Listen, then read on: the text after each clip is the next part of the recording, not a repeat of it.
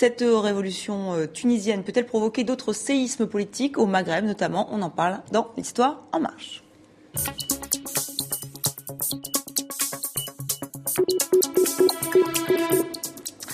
L'Histoire en marche avec Thomas Negaroff. Alors aujourd'hui, vous allez répondre à cette question. Le Maghreb et la démocratie, un mariage possible ou pas? Je vous laisse répondre.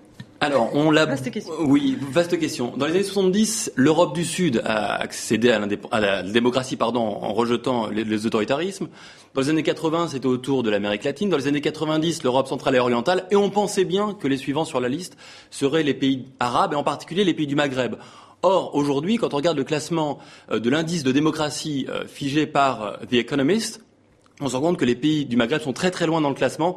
Je rappellerai qu'il y a 192 pays classés, donc 116, 125, 145 pour la Tunisie, des pays donc qui sont très loin des démocraties. Alors justement, comment on l'explique ce retard? Alors il y a deux arguments toujours mis en avant, deux idées reçues je crois. La première, l'islam rendrait la démocratie impossible. Et deuxième, les puissances occidentales ont interdit la démocratisation parce qu'elle ne répondait pas à leurs intérêts. Alors cette deuxième explication sur les démocraties occidentales, elle n'est pas entièrement fausse. Dans les années 80, l'Occident, en particulier la France, ont largement soutenu les régimes autoritaires, en tout cas ont fermé les yeux, vantant même parfois, les phrases sont dures à entendre aujourd'hui, la démocratisation de la Tunisie, du Maroc, un peu moins de l'Algérie.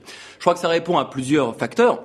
D'abord, la nécessité de la stabilité régionale, avec les migrations potentielles, et puis aussi, je crois, surtout les intérêts économiques français, mais aussi le refus de s'ingérer dans les affaires intérieures de ces pays décolonisés de façon assez récente, surtout pour le cas de l'Algérie. Alors, dans les années 90, avec la fin de la guerre froide, on a bien cru que la démocratie allait s'imposer, que les pays du Nord allaient arrêter de soutenir ces régimes-là. Et on l'a cru tant que la menace islamiste n'apparaissait pas, et elle est apparue rapidement et de façon extrêmement précise. En 89, lors des élections en Tunisie, Ben Ali s'est présenté comme le rempart contre l'islamiste. On connaît l'épisode très célèbre des élections de 92 législatives en Algérie qui avait été annulées alors que le fils islamiste allait prendre le pouvoir. Et puis les attentats de Casablanca en 93 qui, là encore, ont présenté Hassan II comme étant le rempart contre l'islamisme. Et alors on revient justement à l'islam. Là aussi, c'est une idée reçue, comme quoi l'islam peut être un frein à la démocratie? Alors on serait tenté de faire un rapport, un lien entre les deux. On serait tenté, s'il n'y avait pas autant de démocrates musulmans dans le monde, s'il n'y avait même pas des pays musulmans à majorité musulmane, l'Indonésie, le Mali, la Malaisie, qui sont des démocraties imparfaites, certes, mais des démocraties. Je crois qu'il faut rechercher aussi dans la naissance de l'État postcolonial qui s'est construit contre l'Occident. Et l'Occident était associé à l'idée de démocratie. Donc il y a eu un rejet de l'idée de démocratie comme étant symbole, comme étant lié symboliquement à la démocratie. Et puis, je crois aussi que dans les années 70, avec la montée en puissance de l'islam dans ces pays-là, effectivement, là encore, les